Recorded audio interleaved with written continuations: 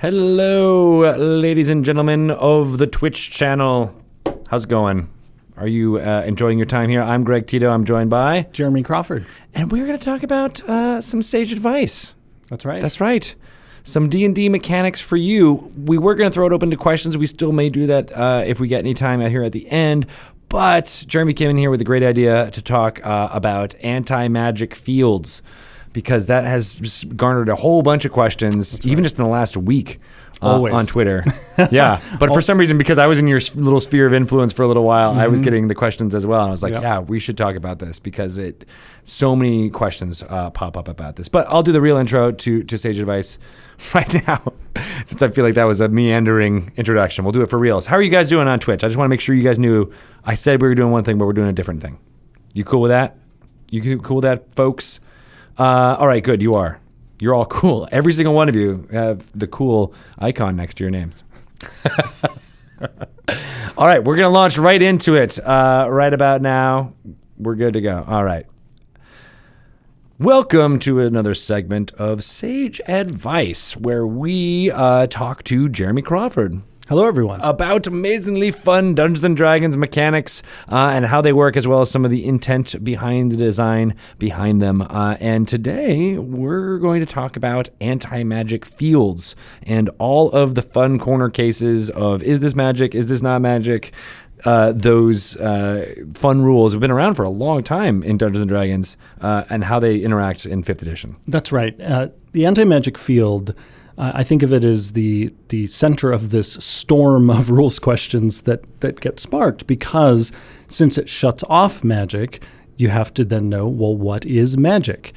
And in a game filled with magic, this is a really important question. Right. And yeah, the ability to suppress magic, dispel magic, this goes all the way back to 1st edition.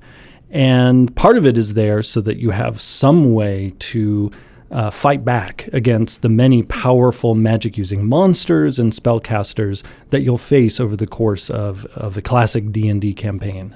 Because invariably you're going to end up fighting somebody who's using powerful spells against you, or you're the ones using the powerful spells and your foes are going to try to shut your magic down. So anti-magic and how it works is an important question, not only for players, but also for dungeon masters. And I feel like it was also like a safe haven type thing as well, where like there was many locations or fantastical worlds where you're like, all right, we just don't want fireballs to be going off all the time. So like it exists in this field, and then it kind of evolved from there into being like a thing that like characters could cast and do. But there would needed to be some kind of reason behind a settlement that would have this field or something like that. You can imagine in a world like all of the different D&D worlds, there would actually be a real pressing need for spellcasters to create some way to stop magic, because otherwise you'd have every place eventually destroyed by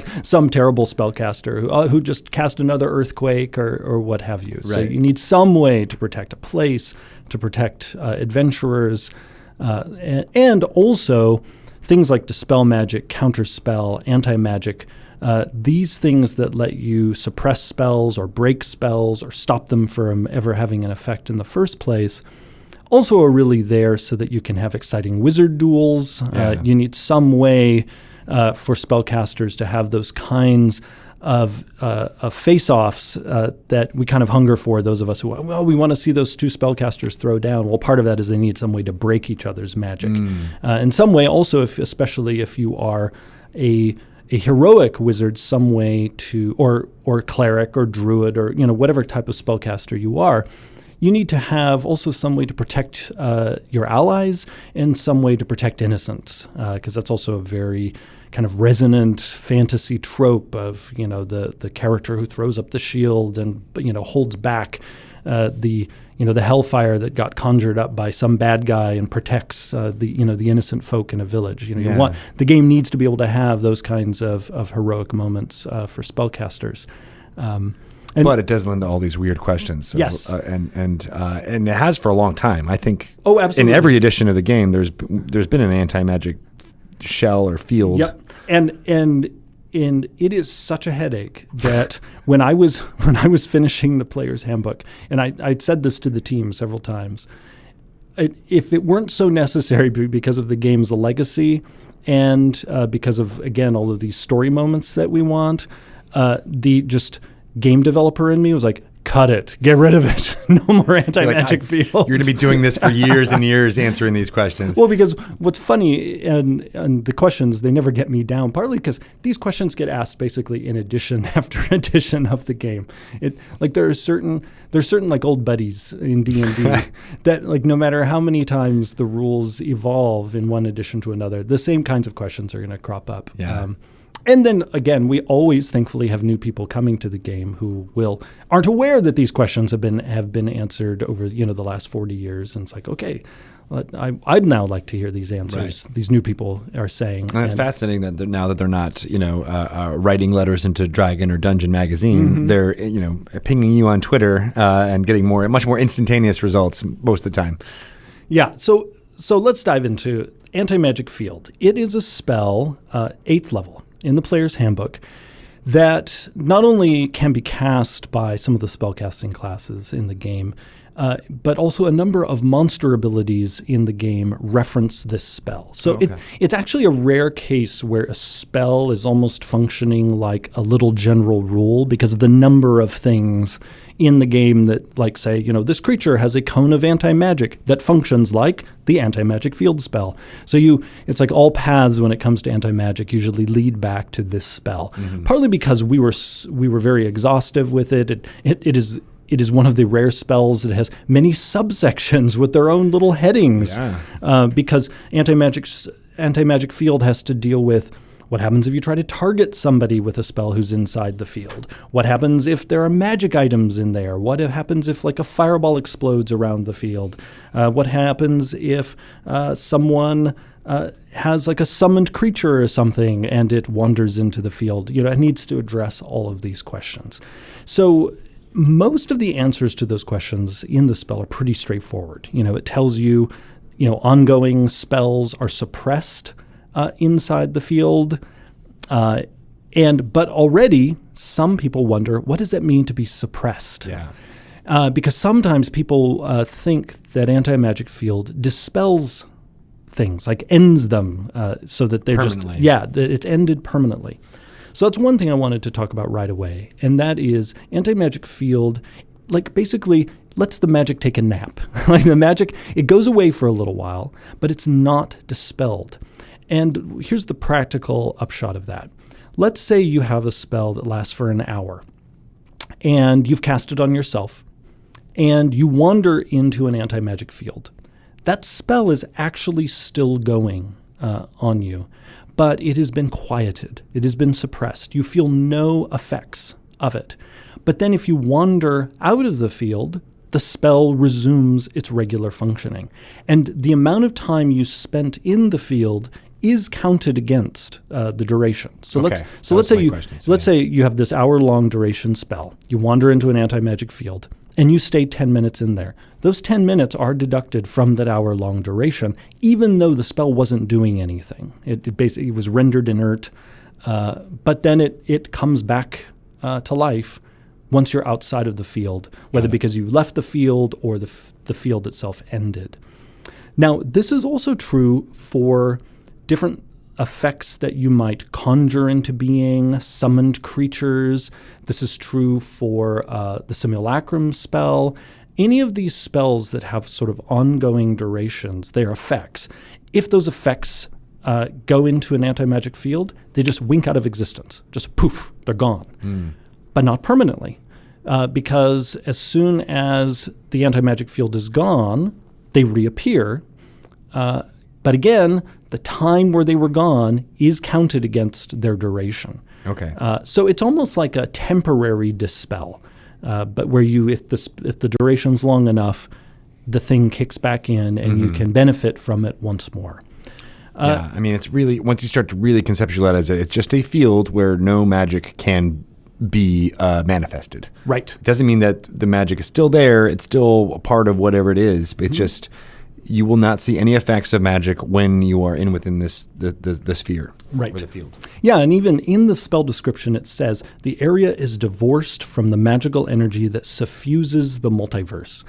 And this is an idea I've talked about at some length in the Sage Advice Compendium, the PDF people can download from our website, where I talk in greater depth about some rules questions. And I talk about that the D&D multiverse, in many ways, its physics are magical. That many of the creatures that exist in D&D would not exist if we were trying to understand them purely from a biological standpoint. The fact that a creature like the Beholder just bobs around in the air, has no regular anatomy, is shooting magical rays out of its eye stalks. Dragons that, with their size, how are they even able to hold themselves aloft with those wings, unless they have, basically hollow skeletal structures? How are they exhaling lightning bolts from their mouths? Many of the things in D&D, if you took magic out of the multiverse, these things would just cease to exist. Right. And so Antimagic Field doesn't do anything to what in the Sage Advice Compendium I refer to as the background magic of the world. That there is a background magic in the D&D multiverse where if you could shut that off, you would basically be undoing the universe itself. It would almost be like in the old fantasy movie, The Never-Ending Story, The Nothing. Yeah, coming in where it's just pure annihilation because the multiverse can't exist without magic. So what Antimagic Field does is it doesn't interact with that. That is like the magic of existence itself.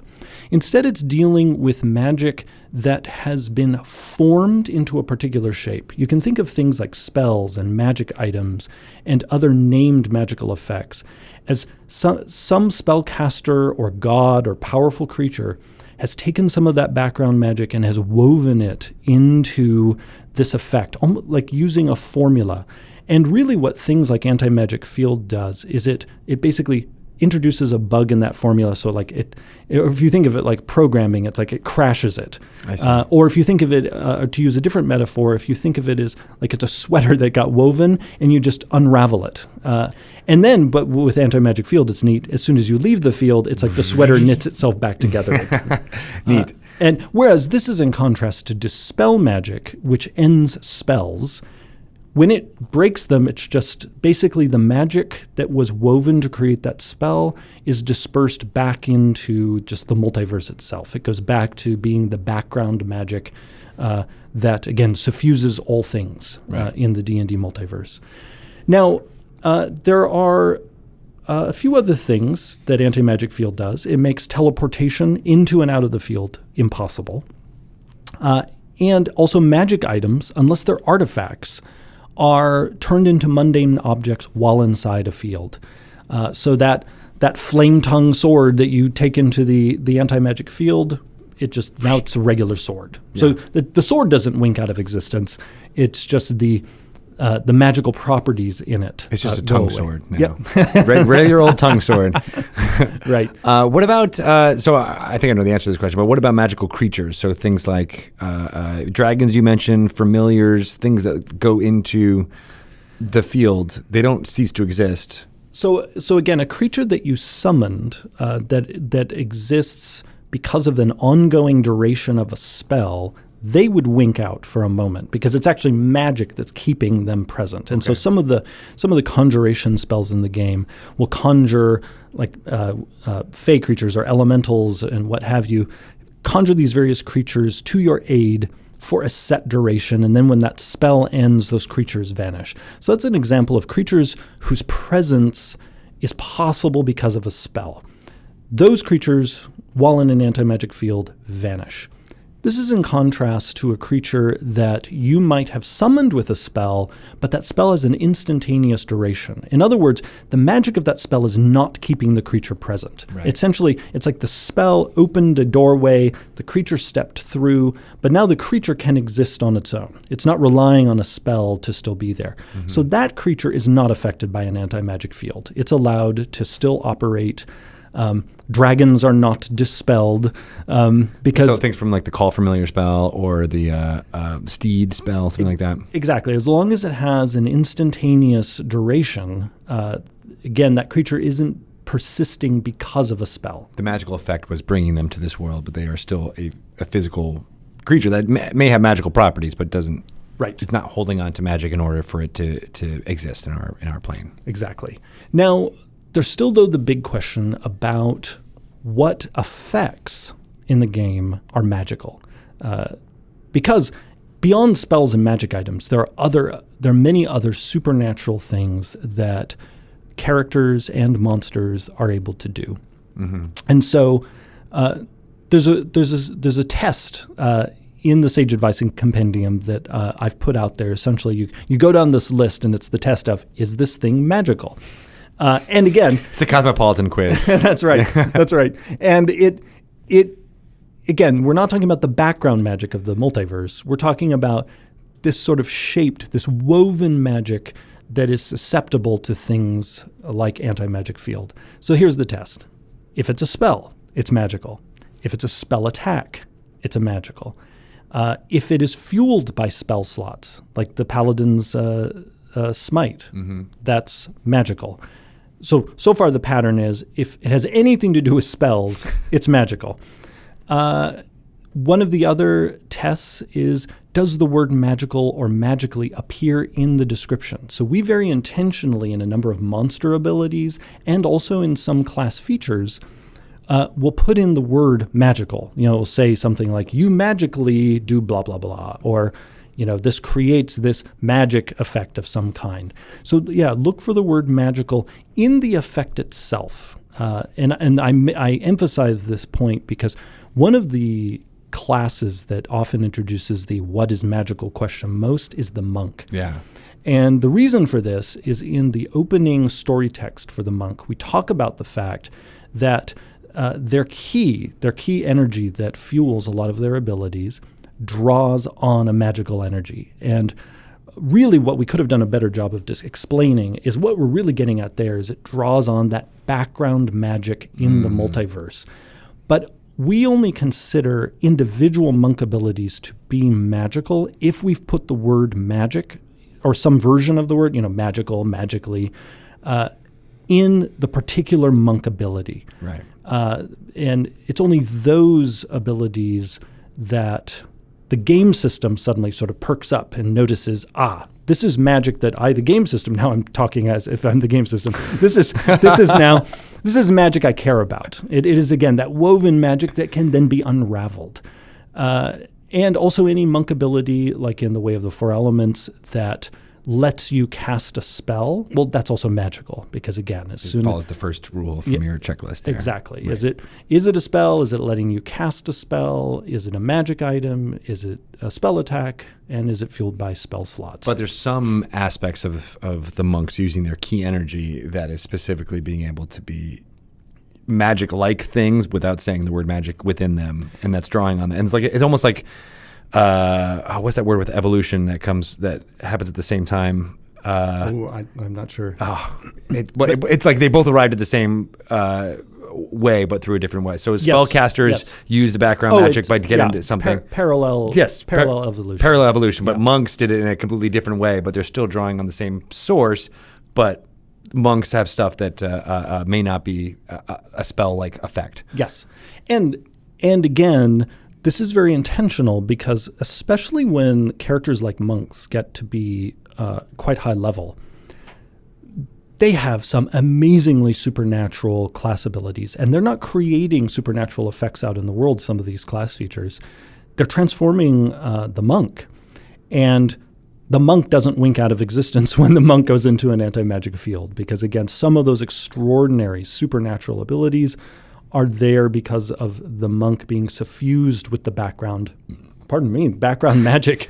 This is what I get for drinking a carbonated drink. They're suffused with the background magic of the multiverse. But again, there are a few monk abilities that specifically are designated as magical. Right, and those would be suppressed within an anti-magic field. Correct. However, they are not affected by something like Dispel magic. Dispel magic has a very targeted purpose, and that is it unravels spells.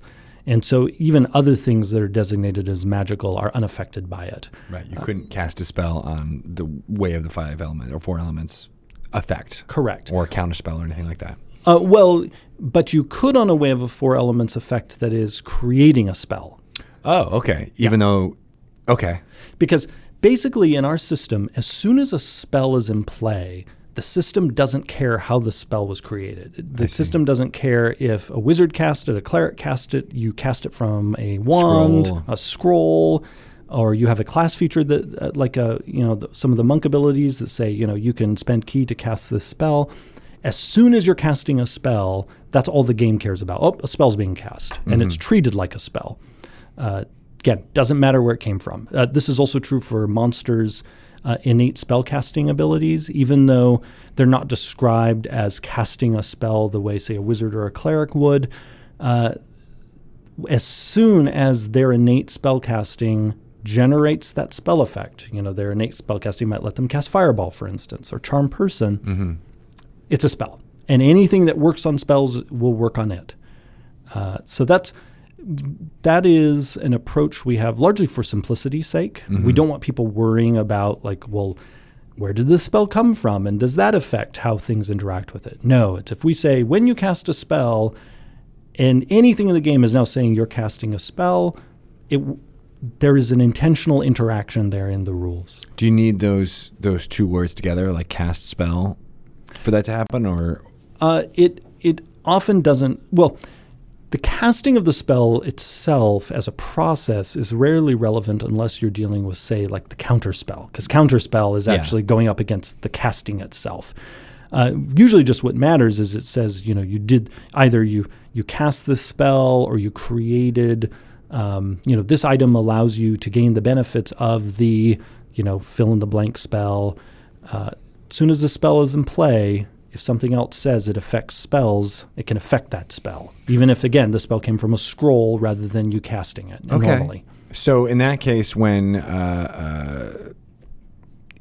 say like the eye stalks, the beholder is, doing sleep on your party, you could counterspell the eye stalk? You could not, because they're not described as spells. Only if the effect of the particular ray, if a particular ray was described as reproducing the effect of a particular named spell, then you could counterspell it. Disintegrate, for example. Is that actually how it's described in the Master it's Manual? Not. Oh, no. so you guys did it on purpose. Yes, exactly.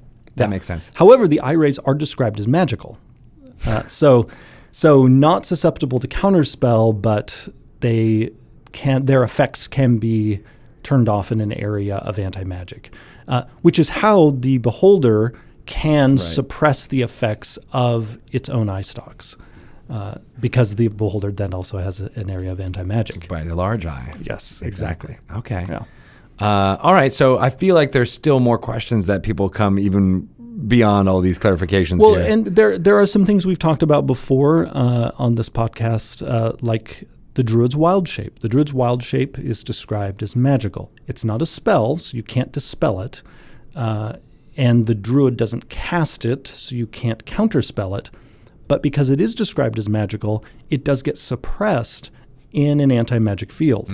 So if the bear is in the form of a panther and prowls into an area of anti-magic field, poof, the Druid is going to return to the regular form. And that's true of any shape-changing effect in the game that's described as magical.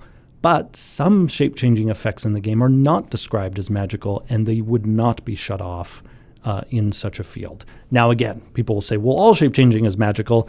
And again, this is that distinction between the kind of magic as physics versus this magic that's been woven into a form that can be unraveled. And that's, again, why we put that word magic or magical or magically there in those abilities so that the DM can just very quickly see, okay, this now can be suppressed in an area of anti-magic. Now, that makes sense.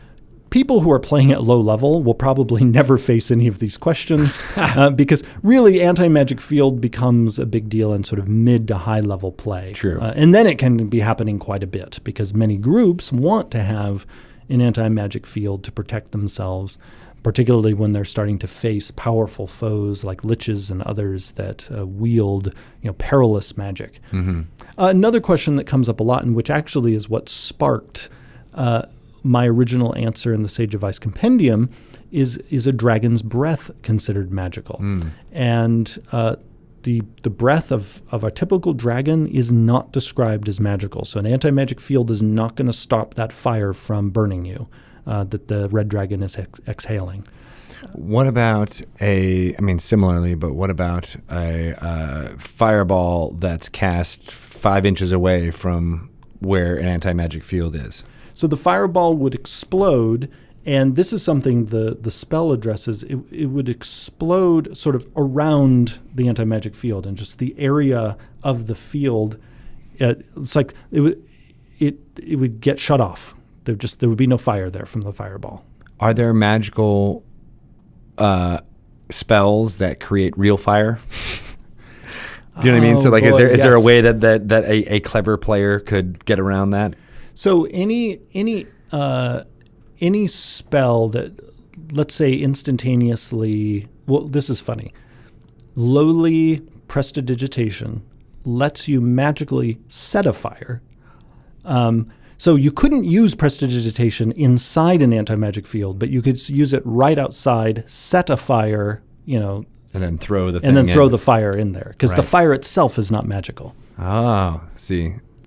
I feel like as a dungeon master, I would put the big bads in a anti-magic field with a barrel of oil behind him, because he's totally doesn't think any. You clever wizards, you won't be able to do it. But good old fashioned villainous hubris. Yeah, here I am standing next to a barrel of gunpowder. There's no way they could possibly get magic fire in here. Ba-dum-bum. Yep, I love that. Yeah. Okay, so other weird corner cases like that, I feel like there's tons of them for this. A lot of it really comes. The questions come when you get to especially character classes like the monk, the druid, the paladin, that have ongoing supernatural effects, and people want to know, are these things magical? Are they going to get shut off? And again, people just use that simple test. Do they see a reference to a spell or to magic itself in the description of that particular effect? And if they do, then that is a magical effect that is going to get affected by something like anti-magic field. People also often wonder what is magical when they're going up against monsters that have resistance or immunity to non-magical attacks. It's usually specifically bludgeoning, piercing, or slashing attacks that are not magical. And so that then also sparks the question, well, which of these attacks is magical and which isn't? Usually, again, it's pretty obvious. If you're making a spell attack, that's a magical attack. And if you're making an attack with a magic weapon, that's also a magical attack. And you can again, using the test of just checking for those keywords I mentioned. Is it referring to a spell? Is it referring to magic? It's usually pretty easy to discern when you're attacking something with magic and when you're not.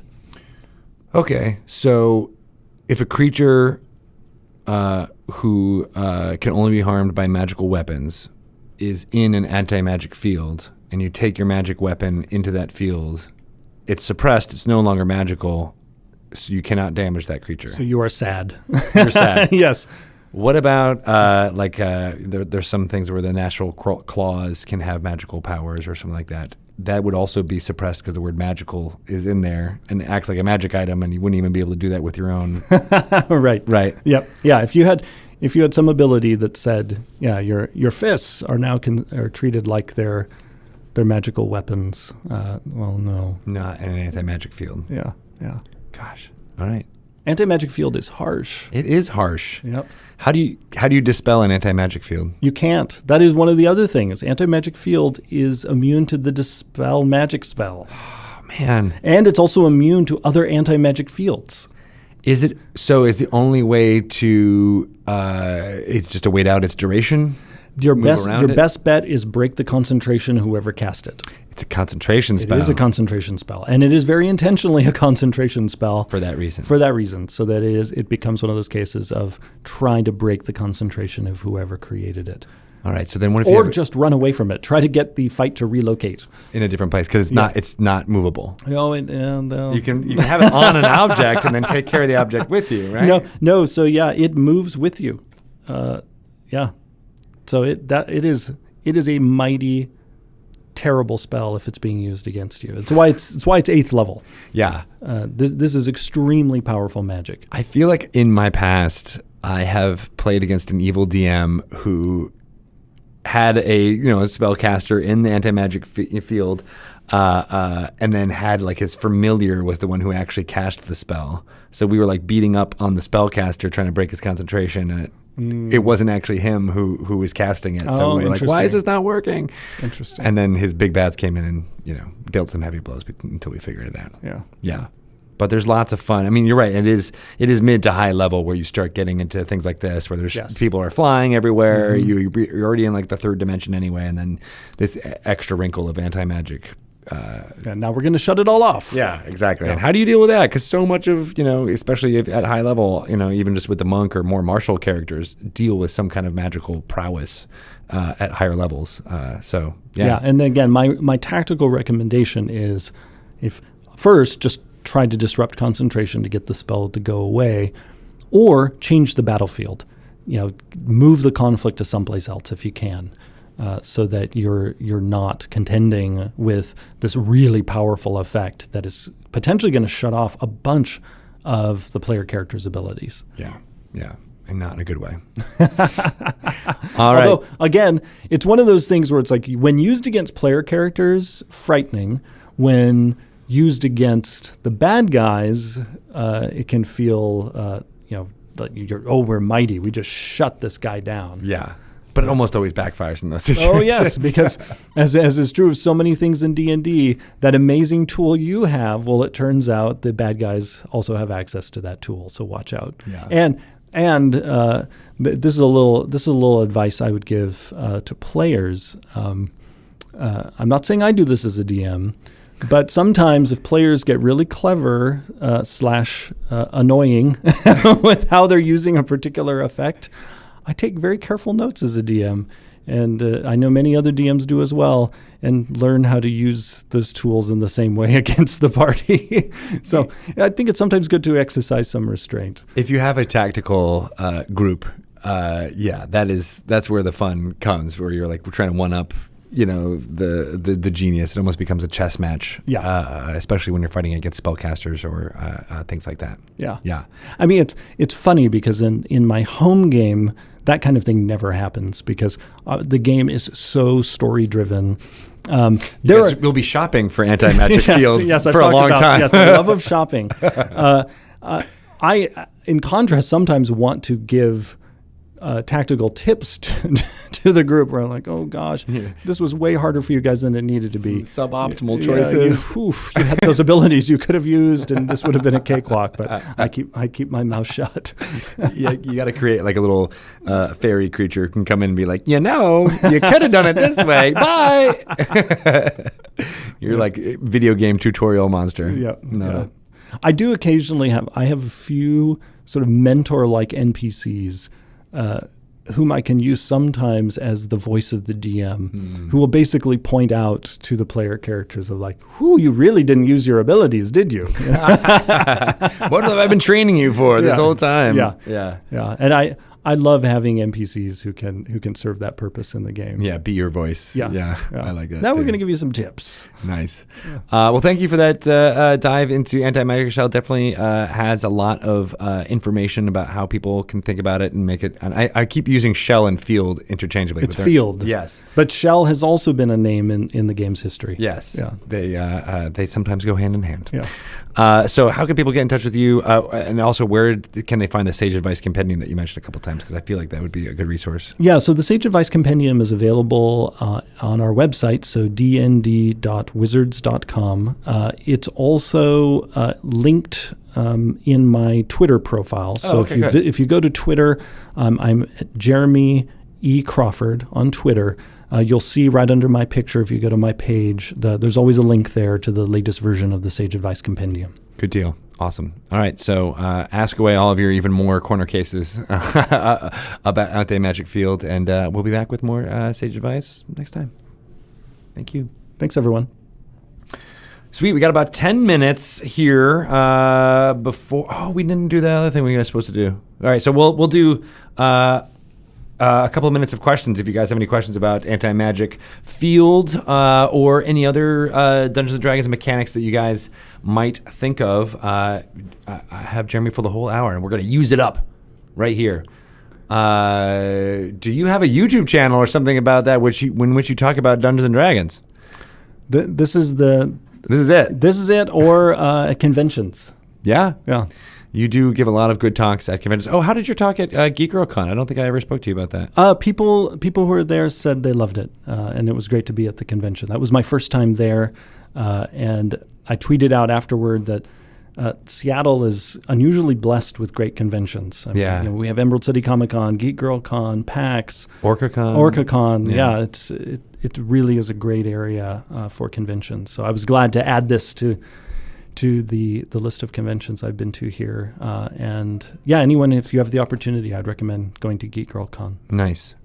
Jeremy has been doing a lot of YouTube videos that Todd Kenrick puts together for D&D Beyond, talking about all the subclasses coming from Xanathar. So yes. If you're interested there, you definitely go into a little bit about design, intent, and story about each one of those subclasses. So if you're itching for more Jeremy Crawford, that's a good place to go too. And I imagine once Xanathar's Guide to Everything is out, we'll surely talk even more about the options there. Because then once everyone has the text in front of them, we can really get into the nitty-gritty. Right. Yes, absolutely. Oh, and then here's a good question. So in an Antimagic Field, what would happen to a bag of holding / portable hole? Would all of his inventory pop out and or break the bag hole as the inventory fills normal space, or just not be able to open it? Thank you for that question, yes. Bit. Yeah. That is a great question, because what the spell tells us is the item just becomes a mundane item. It just becomes a bag. It just becomes a bag. So how I would DM it, partly just to reduce headaches, unless I was in an impish mood, because sometimes I like chaos in the game. So actually, it depends on my mood. If I was in I just want to keep things going mood, I would say basically, because here's the thing, bag of holding is essentially a little portal to an extra dimension, and I would just say, well, the portal closed. And so you'd open the bag and there'd be nothing in it. Right. Now, if I was feeling impish and I want craziness, I might instead have everything pop out of the bag. Right. The portal closed, but it had a reverse vacuum effect. Right. And really, this is a bit of DM advice I'd give is rather than being concerned about giving the same interpretation to how something works over and over, what I always recommend is go for what's just going to be the most entertaining in the moment. And so that's why I say it's really going to be about my mood, the mood of the moment at the table. If I get a sense my players are going to laugh or they're going to love the craziness of that small village of junk they put in their bag of holding exploding out into the place, that's the way I'm going to go. If instead it's a tense, dramatic story moment, I'm going to rule in another way to help maintain that storytelling mood and really keep people in the moment. Right. The suspense of there's nothing there. Right. That thing that you need, you don't got. Yeah. And because when my Dungeon Master hat is on, story is everything. And the enjoyment of my players is everything. Yeah.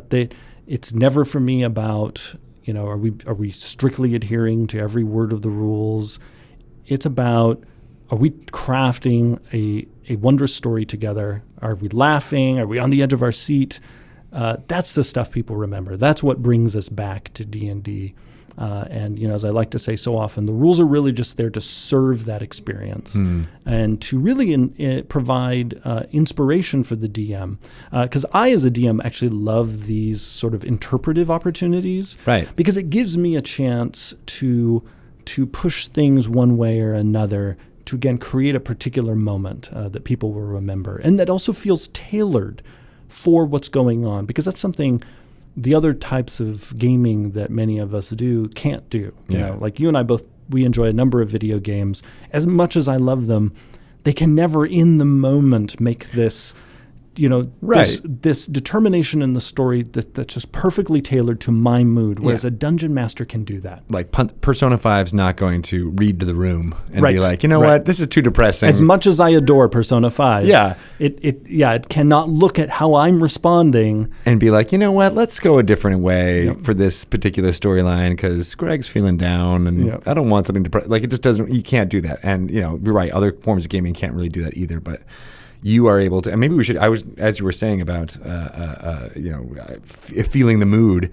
I feel like that's something we don't talk about as much as far as dungeon mastering goes. That might be something to mine of reading the room. You know, I mean, it takes empathy, which some dungeon masters excel at, and some don't. So there's some concrete things that you can do to kind of like, are people smiling? Yes, and to me, reading the room is one of the most important DMing skills. It's often what sets apart that session where it's like you had a good time. You know, because for most of us, D&D just sort of is like has a baseline of fun. Right. But what distinguishes a session from that baseline of fun and wow, was that fantastic? We laughed. Was being able to read what was happening. It's because often the DM was moment by moment paying attention to how the players were responding and helped craft things. And also, it often involves the players reading the room because I love the moments where I notice my players seeing what their fellow players enjoy and playing to each other's enjoyment. Because really, the best players also are kind of like mini dungeon masters where they are DMing their character and they realize suddenly, wait a second, the way I play my character not only can give me as a player satisfaction, but can entertain everybody else. And so then you can end up again with everyone. It's like, you know, this little orchestra where everyone's playing their part and this, you know, this magic happens. Right. Go take your solo. Take your solo. Go for it, man. All right. So here's another question. Would the bag of holding thing also count for Mordenkainen's magnificent mansion? As far as being stuck in the dimension while that item was in an anti-magic field. Yeah, so I think because with the mansion or any time you have like an extra dimensional space, it's really the entrance to that space that is sort of in play. That is the spell. That is the magic effect. And so I would say that with the mansion, basically the door goes away, and it's effectively trapping people and things inside that space. And then we'd read the room on whether or not they spat everything. I just love that image. It would be very funny. Yeah. I years ago in my campaign had this arena adventure, and one of the foes in the arena was this goblin spellcaster who all of his attacks involved using this weaponized bag of holding where he would open it up and just random stuff would shoot out, and that was the attack. And this would include things like full-size cows would shoot out. And it was a weaponized bag of holding. Oh my gosh, I love that. How are magic items permanently disenchanted? So there is no by-the-rules way to do it. Previous editions have sometimes had a spell like Mordenkainen's Disjunction that just boom, gone. Right. We don't have that because magic items can be pretty rare in some campaigns, and we want them to be truly wondrous and special. And part of the story of magic items, particularly once you get into rarities like rare, very rare, legendary, is these are, in many cases, items that have survived from ages past. This is ancient, powerful magic. And it's one reason you go adventuring is to find these lost relics from previous ages so that you can use them in your adventures or, hand them over to the highest bidder. And we didn't want to trivialize those. And particularly, we also didn't want to make it too easy for items that might become character defining for them to just be wrecked. Now, it is always still in the DM's toolkit to destroy magic items. But it should really be a conscious decision the DM has made and not just simply, hey, there's this spell that, oops, I just destroyed all your magic items. Right.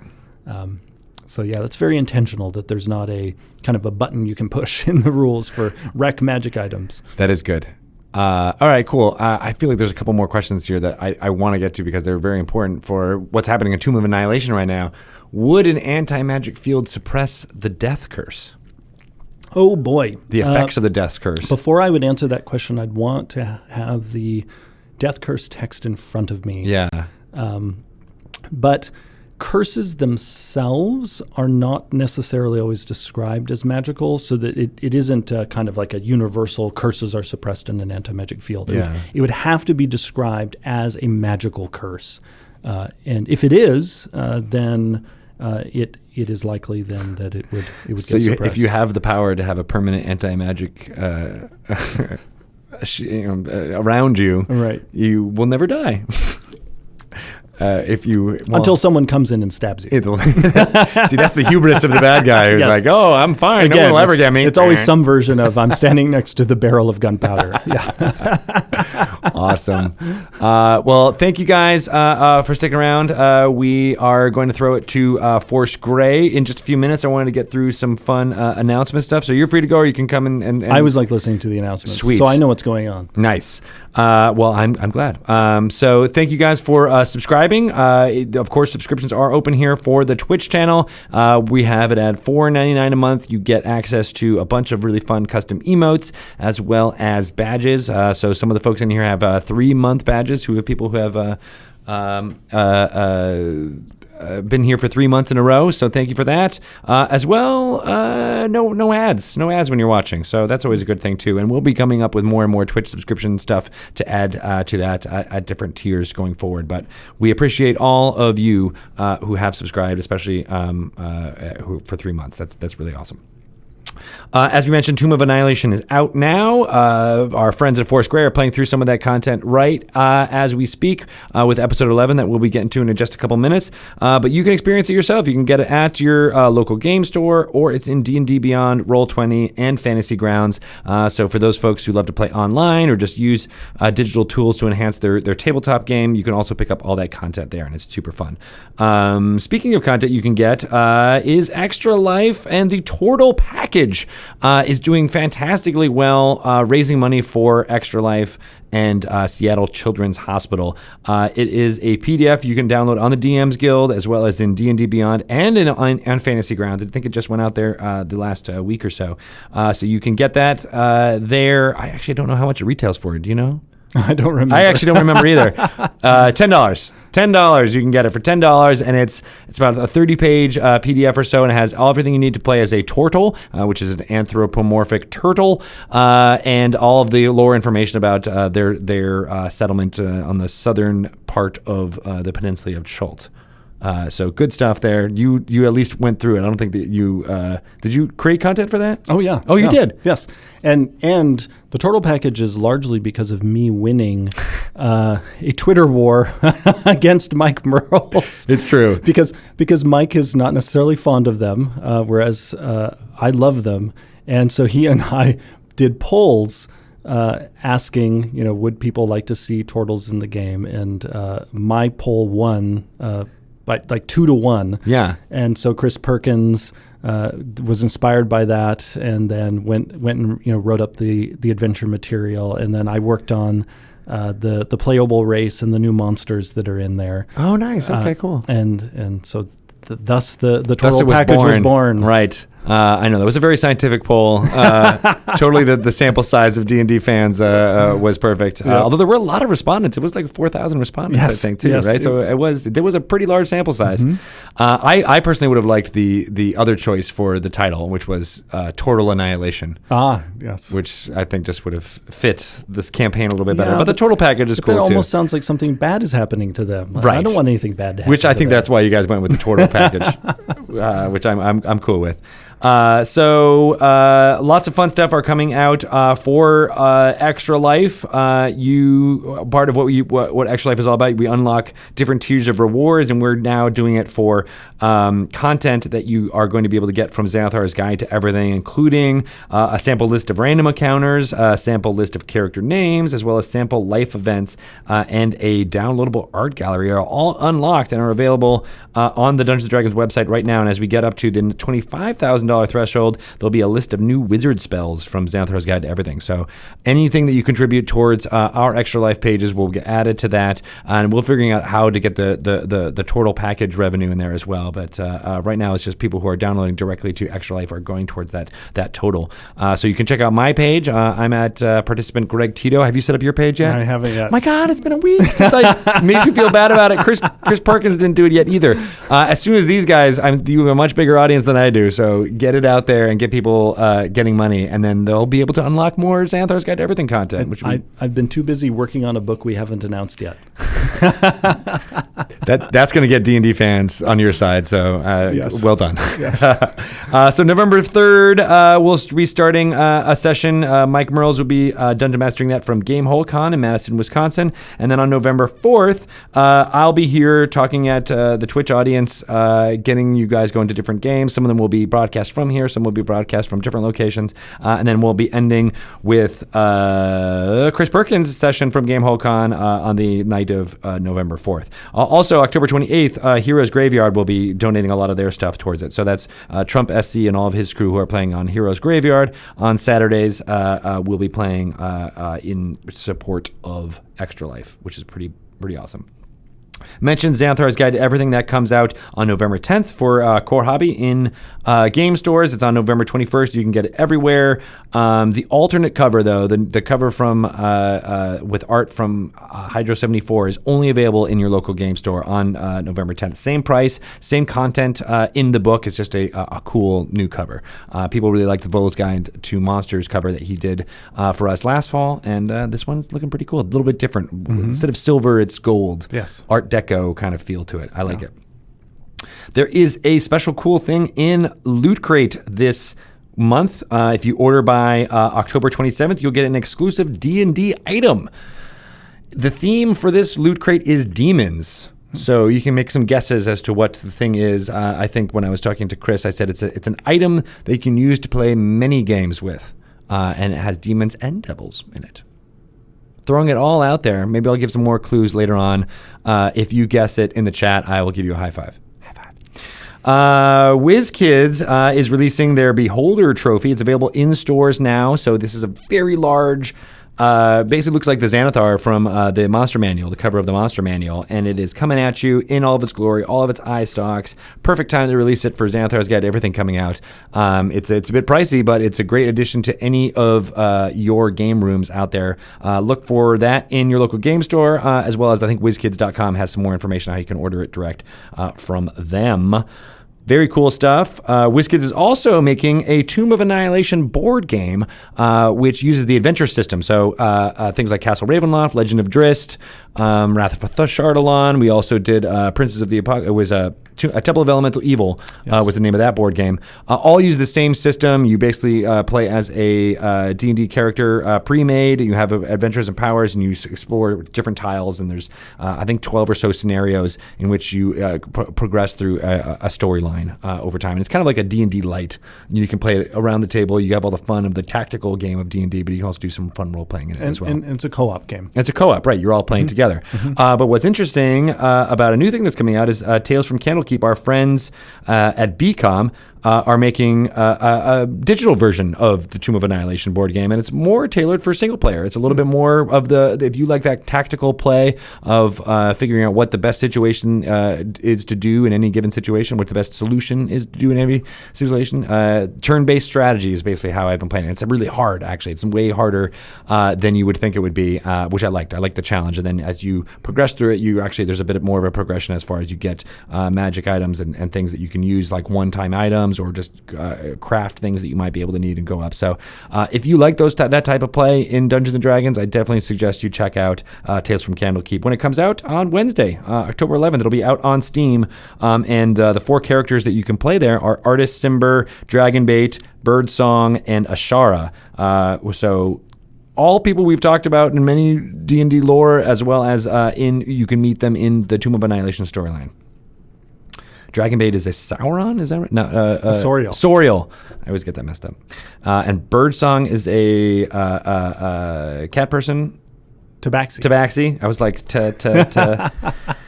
And Ashara is an Aarakocra. It's a good thing I stayed around for this for these announcements. It's like we're playing Password. I'm like, first word, Dungeons. Fish people. Kuatoa. Oh, yeah. Dang it. So yeah, definitely go check that out on October 11th. And then we also have Han Cholo Jewelry. I just like the name of the company. It's called Han Cholo, so I like saying it. But they came out with 4 pieces of jewelry that they designed for us that use Dungeons & Dragons stuff. There's a Claw of Tiamat pendant, a D&D ampersand pendant, a 9 Lives Stealer cuff, which is basically a sword that is bent around to make it look like a bracelet, as well as the Beholder pendant. Amazing looking stuff. I want all of it, and I'm sure there's someone out there who does too. You can check it out at hancholo.com, and it's under the officially licensed tab. But hey Palin, do we have a link for that ready to go by any chance? Throw that in there just so people can see where it is. Also, there is a D&D hats available from Box Lunch, and then this one is like a retro style D&D snapback trucker hat, which we've had in the office for a while. I think I wore it on when we did D&D news yesterday. It's good stuff. You should check that out. Skipping ahead to all of the fun streaming stuff that we got going on this week. We've been adding a lot of new shows. Force Grey, Lost Seed Videoma will be coming up very soon. I just want to get through some of these shows so you can find out all about them. Tomorrow we've got Dragon Plus. Richard Witters and Chris Lindsay will be talking about Spider Shark, as well as showcasing Richard's art. I'll be back at 3:30 to give you some of these news items again. And then Dice Camera Action with the Waffle Crew and Chris Perkins will be doing episode 64 starting at 4 p.m., which is going to be amazing. Then, of course, Maze Arcana will also be starting up. Oh, gosh, is that happening already? No, on 10/17, they will be starting up Sirens of the Realms, which Satine Phoenix will be playing with an all-girl bard band going through Chult, which should be, I'm pretty excited about that. They're going to be starting at 6 p.m. Pacific time, up from 7 p.m., just trying to get it a little bit closer to the prime time for everybody of all areas. High Rollers as well is moving. They were on Fridays. They're now going to be on Wednesdays. They've already done a few episodes, but it's Wednesdays 10 a.m. Pacific time, and that's to get them in for UK prime time. They are starting up with new characters, so it's High Rollers Dead Reckoning, the same cast, a lot of the same folks that were in there, and that's Dungeon Master Mark Holmes, Katie Morrison, Chris Trott, Kim Richards, and Tom Hazel, and they're going back to a prequel to Uncharted Terry, and they're going to be playing as mostly evil PCs, which is very interesting. I'm excited about that. Also on Wednesdays, One Grung Above. So Chris Lindsay loves Grung. He made sure they were in Volo's Guides to Monsters, and he played in the Grung adventure that we had at Stream of Annihilation. He got back a lot of those same players. So Satine Phoenix, Rudy Rutenberg, also from Maze Arcana, Lauren Urban, who is dungeon mastering another show for us, which we'll get to a little bit, and Sig Neutron, who played a Grung in the Maze Arcana for the season that we did over the summer, is all joining them. They're all playing as different Grung. Anthropomorphic frogs. We're doing a lot of anthropomorphic races for this little bit of thing. We got the bird people, we got the tabaxi, we've got grung, we've got turtles. We're getting all the gamut here. We're gonna do were-rats next. It's gonna be fun. And then Maze Arcana will be joining. We'll be starting back up again with Fury's Fate on October 18th, and they will be going with Rudy on Wednesday nights as Dungeon Master. Brooke Lawson, Sig Neutron, and Kyle Vogt will be in that. On Thursdays, we've got Codename Entertainment. We'll be playing Idle Champions of the Forgotten Realms, which is out on early access now on Steam. You can check it out. You can get it. It's basically sending your party out on adventures and you can optimize your party. You can recruit people from Forest Grey, actually from Forest Grey, city of Lost City of Omu. All those characters are available in Forest Grey. You can send them out. They kill monsters. They collect loot, and then they come back, and you can level them up using from all the stuff that they've gotten. But it happens all in real time, so you can spend some time getting them optimized and have them go, and then you come back an hour or two later, and they've collected and killed all these monsters, so you can get all that loot. So it's kind of a thing you can check in for a couple of times a day, or you can spend a lot of time really optimizing and making sure that they're doing everything the best that they can do. Tons of fun. It's called an Idle game. Idle Champions of the Forgotten Realms. They'll be playing it on Thursday at 1 p.m. Pacific time if you want to check it out and figure out what that's like. And then Destiny and Doom, the second episode of Destiny and Doom with Jack and Mika from Rooster Teeth and Friends. We've been working hard with our friends at Rooster Teeth, so Lauren Urban, Oboe Crazy, who might still be in the chat. I think she had to go do some oboeing, actually. But she is dungeon mastering, and it's Mika Burton, LeVar Burton's daughter, who has done some amazing stuff for Achievement Hunters. Dante Bosco, who you might know if you saw the movie Hook. He was one of the kids in Hook. Cricken and Jack Patillo. They were a really high role-playing group on the first episode that they did last time. So go check that out in the collections page or on our YouTube channel to get the first episode. And they'll be doing episode 2 on Thursdays at 3 p.m. Pacific time. We will then, of course, be hosting Acquisitions Incorporated, the C Team, as soon as we can, as well into Critical Role. Did you guys see the Critical Role finale? The end of their storyline? It all happened. I think they defeated Vecna. But I think they said... spoilers. I know, right? Well, they're going to be starting up a whole new thing, I believe, this Thursday. Is that right, Pelham? They said they were going to be like, we'll see you next week. They kept saying next week, right? Or is there a week? They've got one finale episode. They're doing another one. Oh, like a wrap-up to be like, okay, this is the denouement. That's the French word for you guys out there. I went to English. I was a major in English. All right, so and then Friday at 2 p.m. we have Roll20 presents Tomb of Annihilation. They'll be playing through a whole bunch of that. I think also on Fridays, our friends at BCOM will also be doing an hour of playing through the Tomb of Annihilation there. So then on Saturdays, we got lots of Saturday and Sunday content. Encounter Roleplay with Will Jones. He's doing Will Learn by Play, where he stops the action every 45 minutes to explain the choices that he made as a dungeon master. So those of you who are thinking about taking the plunge into dungeon mastering or just want to learn more about the craft, definitely check that out. That's at 3 p.m. Pacific times on Saturdays. And then 6 p.m. Pacific time is Heroes Graveyard with Trump and Koibu. They are running through a meat grinder type situation where if you die in that game, you're out of the game for real. So very interesting, more high stakes kind of game, and it's been really fun to watch these new folks who come from a more video gaming Twitch audience coming into watching Dungeons and Dragons play. It's been really, really fascinating. We host on Sundays at 12 noon. We host Maze Arcana Orphan Echo. They are playing in Eberron, and as they will be going forward. And then at 3 p.m., we're switching up to Girls Guts Glory. They have a new Dungeon Master. They're streaming for 2.5 hours. Kelly D'Angelo. And then as well, we have most of the cast that was there for their sessions over the summer, but they're also adding Kellen Coleman, who is an actress you may have seen all over the place. She's in a new sitcom now. She was in Newsroom, someone I've been following for a long time. But then, of course, Alice Gretchen, Rachel Seeley, and Ali Gonino are back, and they're playing all their characters as well. Also, I forgot to mention it, but Rachel and Erica are playing Neverwinter tonight at 8 p.m. Pacific time. They're playing through, I believe, as new characters, so they're getting up in level and getting hopefully to the end of the content over many, many weeks. But I just love that they're jumping into the Neverwinter storyline and all the fun stuff that's going on there. All right, so I feel like I've talked to you guys enough. You're all here to watch Forest Grey, Lost City of Omo. So thank you, Jeremy, for sticking around and correcting me whenever I needed it. Again, we'll be back here next week recording more Dragon Talk episodes. So hopefully you check in there at 2 p.m. on Monday. But in the meantime, here we're going to go with Forest Grey, Lost City of Omu, episode 11. Bye, everyone. Bye, everybody.